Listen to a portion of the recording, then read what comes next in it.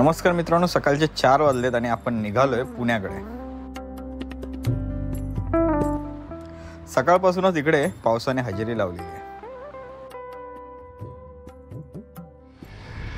जय हरी विठ्ठल मंडळी, आणि आपण निघालोय पंढरपूर वारीला। ओके, 4 वाजता चालू केलेला प्रवास आता आपण पुण्याच्या 31 किलोमीटर जवळ पोहोचतोय। आणि काल जी पालखी पुण्याला मुक्कामाला होती ती आज सासवडकडे जाणार आहे वाया दिवे घाट। ओके, सो आपण चाललोय आज दिवे घाटला आणि तिथून आपण अनुभवणार आहे त्या वारीचा पूर्ण प्रवास। जमल्यास आपण वारीला जॉईन होऊ आणि तिकडचा जो अनुभव आहे तो आज आपण या व्हिडिओमध्ये घेणार आहे। सो व्हिडिओ पूर्ण पहा।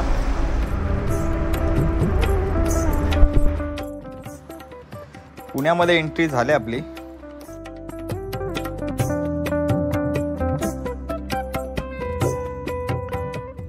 आणि आता आपण पोहोचलोय पुण्याला आणि तुम्हाला दाखवतो इथूनच सर्व दिंडी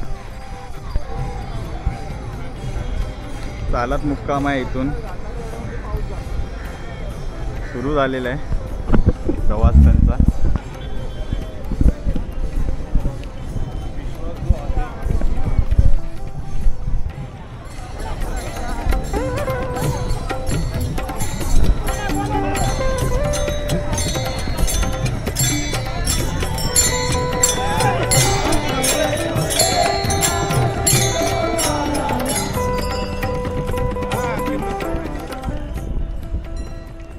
काही मिनिटातच मोकळा दिसणारा रस्ता लोकांनी भरून गेला। त्याचं कारण होतं माऊली ज्ञानेश्वर महाराजांची पालखी।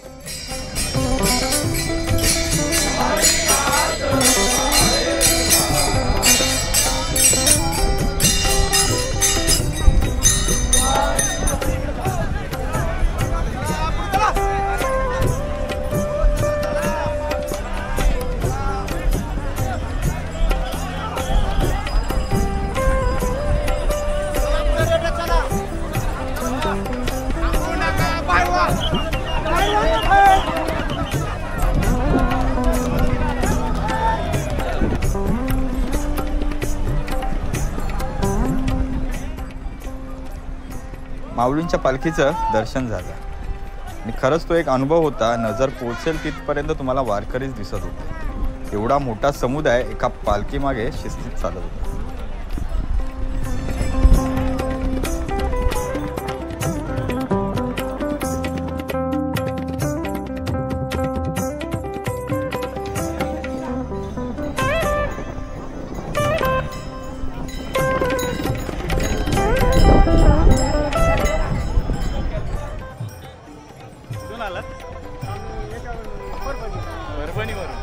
किती तास झाले इकडे आता चालता दिवस?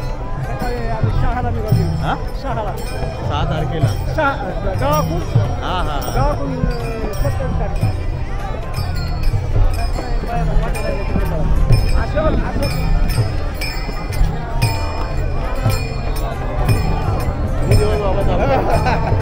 किती दिवस झाले चालताय? 15 वर्ष। माऊलींची गेली ना, तुकारामांची बाकी आहे? नाही, मागे किती आहे? जवळच आहे ना? हो, ओके ओके।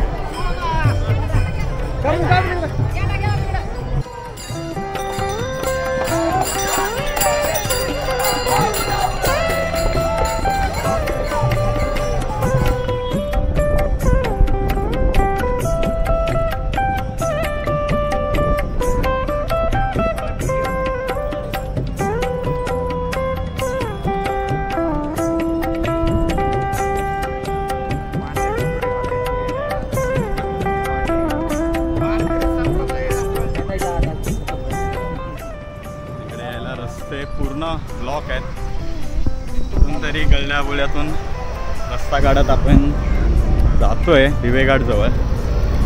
सर्वीकडे ट्राय केला, ऑलमोस्ट बंदच भेटेल, पण ॲटलिस्ट घाटाच्या जवळपास आपल्याला पोचता येईल असं बघतोय।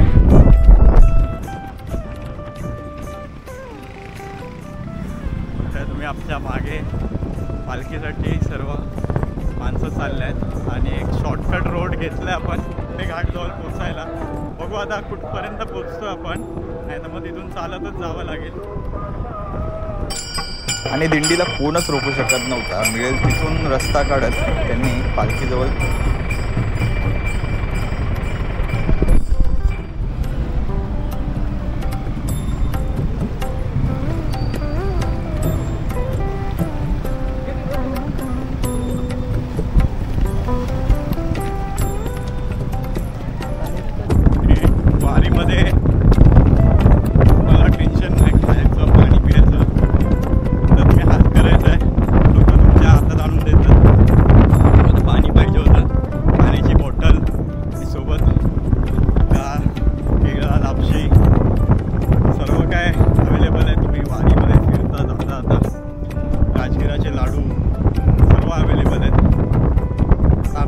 शॉर्टकट घेतलाय. तो पूर्ण दिवेघाट नाही पण दिवेघाटच्या जवळपास पोचवायला आपला.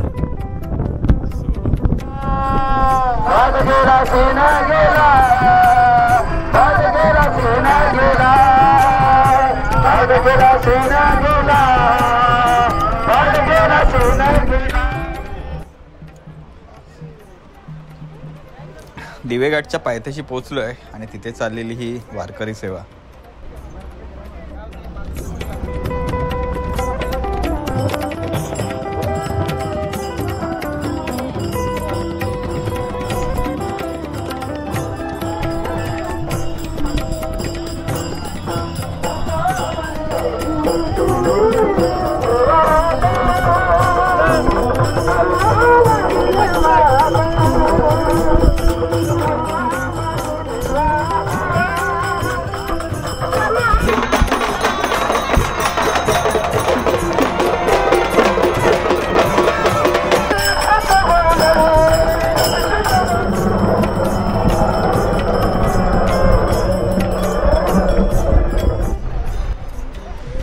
दिंड्यांसोबत आम्ही सुरुवात केली घाट चढायची.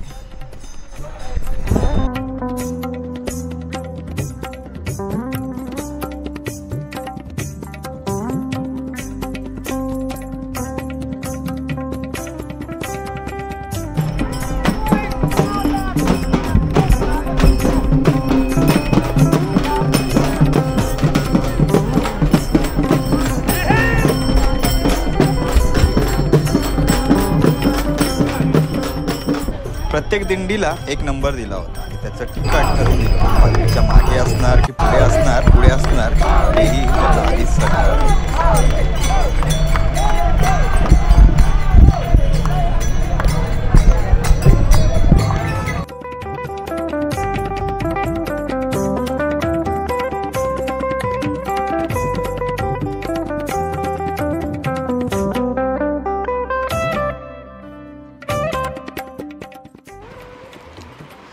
सर्व एकदम शिस्तबद्ध पद्धतीने चालू होतं. एका साईडला दिंडीचे टेम्पो होते ज्यात त्यांचं जेवणाचं सामान आणि एका बाजूला वारकरी पायी चालत होते.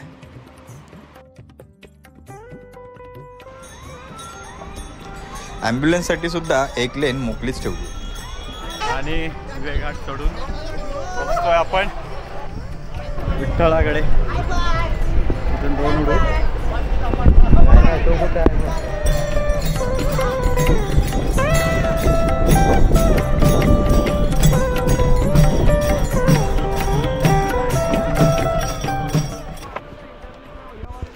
रिंगणात फिरणारा घोडा देखील चालत चालला आहे वारीसोबत.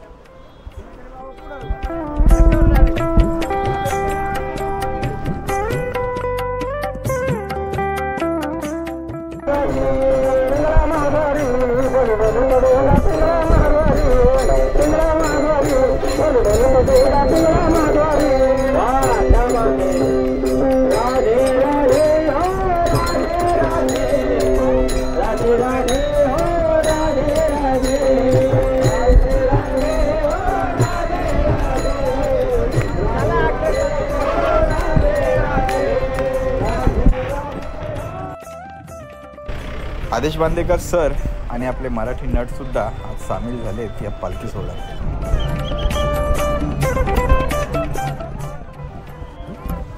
आणि आपण पोहोचलोय सासवड जवळील विठ्ठल मूर्तीकडे. हा 5-6 किलोमीटरचा घाट कसा पार झाला त्या दिंडीसोबत समजूनच आला नाही.